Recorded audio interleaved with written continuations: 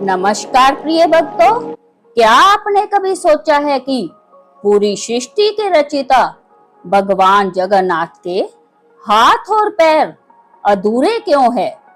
क्यों विश्वकर्मा जैसे महान शिल्पी ने इस मूर्ति को बीच में ही छोड़ दिया? आज रिलीजियस वाइब्स पर हम जानेंगे उस रहस्यमयी कहानी के बारे में जो हर भक्त की आंखों में आंसू और दिल में श्रद्धा भर देती है।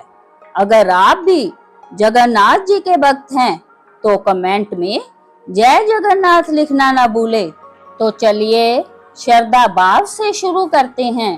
प्रेम से बोलिए जय जगन्नाथ।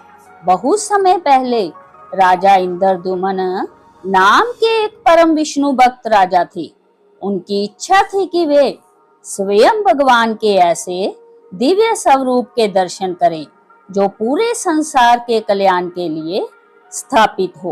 एक दिन उन्हें पता चला कि भगवान विष्णु नील माधव के रूप में गुप्त रूप से पूजे जाते हैं।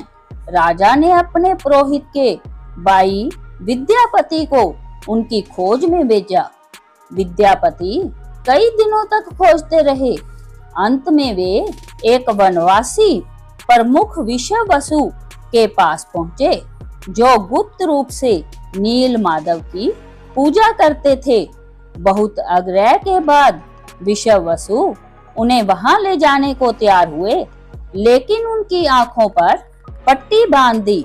मार्ग याद रखने के लिए विद्यापति ने चुपके से सरसों के दाने गिरा दिए। बाद में उन्हीं दानों से उगे पौधों के सहारे वे रास्ता पहचान गए। जब राजा इंद्रदुमन वहां पहुंचे तब तक नील माधव की मूर्ति अदृश्य हो चुकी थी। राजा बहुत दुखी हुए और कठोर तप करने लगे। तब भगवान ने स्वप्न में दर्शन देकर कहा, समुद्र तट पर एक दिव्य लकड़ी का लट्ठा मिलेगा, उसी से मेरा नया स्वरूप बनवाना। कुछ समय बाद समुद्र किनारे दिव्य लकड़ी मिली। तभी एक वृद्ध बढ़ई आया जो वास्तव में स्वयं विश्वकर्मा माने जाते हैं। उन्होंने शर्त रखी कि वे बंद कमरे में 21 दिन तक मूर्ति बनाएंगे और इस बीच कोई दरवाजा नहीं खोलेगा। कई दिनों तक कोई आवाज नहीं आई। रानी चिंतित हो गई। उन्होंने राजा से दरवाजा खोलने का आग्रह किया। जैसे ही दरवाजा खोला गया, बढ़ई अदृश्य हो चुके थे और भगवान की मूर्तियां अधूरी अवस्था में थी। हाथ पैर पूर्ण रूप से नहीं बने थे। राजा को बहुत पश्चाताप हुआ। तभी आकाशवाणी हुई, हे राजन, यही मेरा इच्छित स्वरूप है। इसी रूप में मैं जगन्नाथ कहलाऊंगा और सबको समान रूप से अपना आशीर्वाद दूंगा।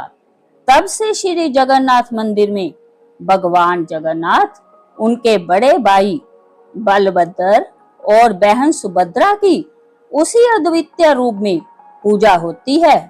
हर वर्ष भव्य रथ यात्रा निकाली जाती है जिसमें लाखों श्रद्धालु शामिल होते हैं।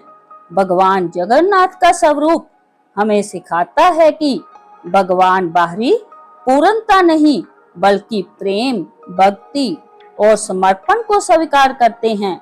उनका द्वार हर भक्त के लिए समान रूप से खुला है। जय जगन्नाथ। तो जय थी भगवान जगन्नाथ के प्रकट होने की दिव्य और सच्ची कथा। जानकारी पसंद आए तो वीडियो को लाइक करें, शेयर करें और चैनल को सब्सक्राइब करना ना भूलें। मिलते हैं अगले वीडियो में। तब तक के लिए जय जगन्नाथ।